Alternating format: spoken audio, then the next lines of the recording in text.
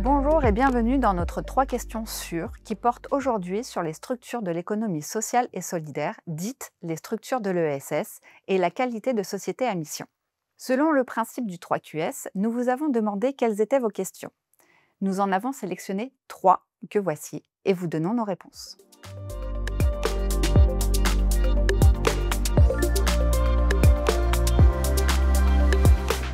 Face à l'intérêt croissant pour ce type de structure, il est effectivement important de comprendre leurs différences. L'article 1 de la loi du 31 juillet 2014, dite loi Hamon, définit l'économie sociale et solidaire, ou ESS, comme un mode d'entreprendre et de développement économique adapté à tous les domaines de l'activité humaine. Les structures de l'ESS doivent remplir les conditions suivantes. Un but poursuivi autre que le seul partage des bénéfices, une gouvernance démocratique, une répartition des bénéfices imposés. L'économie sociale et solidaire existe déjà depuis très longtemps avec des structures historiques comme les associations, les coopératives, les fondations et les mutuelles. Depuis la loi Hamon, elle est non seulement reconnue officiellement comme une manière d'entreprendre autrement, mais en plus, les sociétés commerciales comme les SARL, SAS, EURL ou SASU par exemple, peuvent revendiquer leur qualité d'entreprise de l'ESS, à condition, bien évidemment, de poursuivre un but d'utilité sociale et de répondre aux critères que je viens de citer.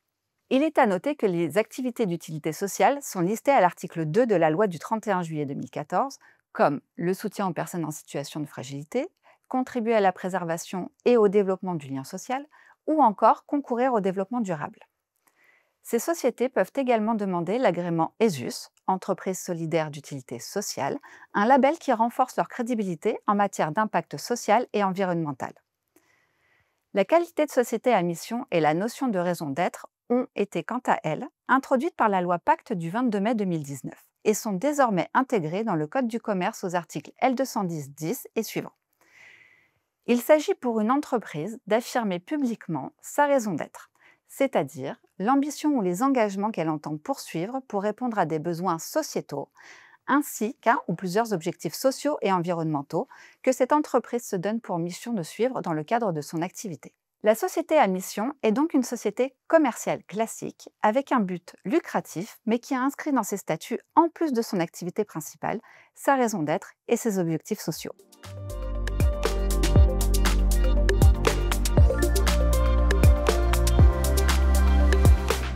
Comme je viens de l'indiquer, les structures de l'ESS, pour être reconnues comme telles, doivent remplir des conditions cumulatives, dont celle de la gouvernance démocratique.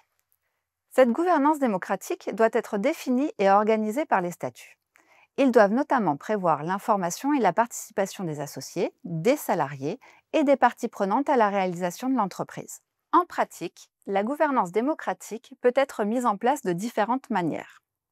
En veillant par exemple à la représentativité et à la pluralité de la composition des instances dirigeantes à tous les niveaux de l'organisation, en permettant un jeu équilibré de pouvoirs et de contre-pouvoirs, en informant et en faisant participer des parties prenantes qui contribuent à ou qui bénéficient de l'activité de l'organisation, comme salariés, bénévoles, clients, fournisseurs, partenaires, territoires, etc. Ces principes peuvent se traduire de différentes façons et de manière plus ou moins approfondie selon la sensibilité des organisations. La société à mission doit, quant à elle, désigner un comité de mission. Ce comité distinct des autres organes sociaux de l'entreprise et composé d'au moins un salarié, a pour rôle exclusif de suivre l'exécution de la mission de l'entreprise. Il doit présenter annuellement un rapport à l'Assemblée générale des associés, procéder à toute vérification qu'il juge nécessaire, et se faire communiquer tout document relatif au suivi de l'exécution de sa mission.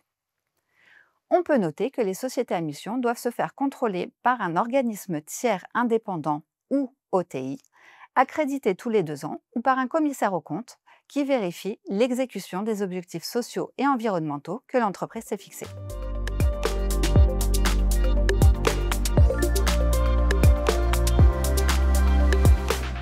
Qu'il s'agisse d'une structure de l'ESS ou d'une société à mission, ces statuts jouent sur l'image de la société. Cela peut attirer des clients, des fournisseurs ayant les mêmes valeurs ou attirer également des salariés désireux de s'investir dans une société qui a du sens à leurs yeux. De plus, les sociétés à mission, en inscrivant leur mission dans leur statut, s'engage de manière formelle et durable, et non ponctuellement, à poursuivre des objectifs sociaux et environnementaux. Elle contribue donc globalement aux efforts de transition sociale, écologique et économique. Les sociétés à mission peuvent avoir accès à des financements dédiés aux entreprises responsables, ce qui peut faciliter leur développement.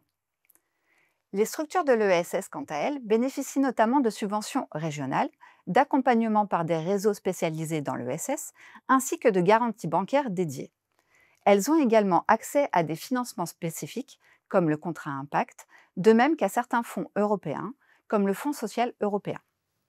En résumé, les sociétés à mission et les structures de l'ESS offrent des avantages significatifs en termes de financement, d'attractivité et d'impact social et environnemental. Notre 3 questions sûres s'arrête ici. Si vous souhaitez en savoir davantage sur les sociétés à mission, les structures de l'ESS et plus globalement sur la responsabilité sociale de l'entreprise, RSE, vous pouvez consulter notre nouvel ouvrage « La responsabilité sociale de l'entreprise » en infographie qui vient de paraître.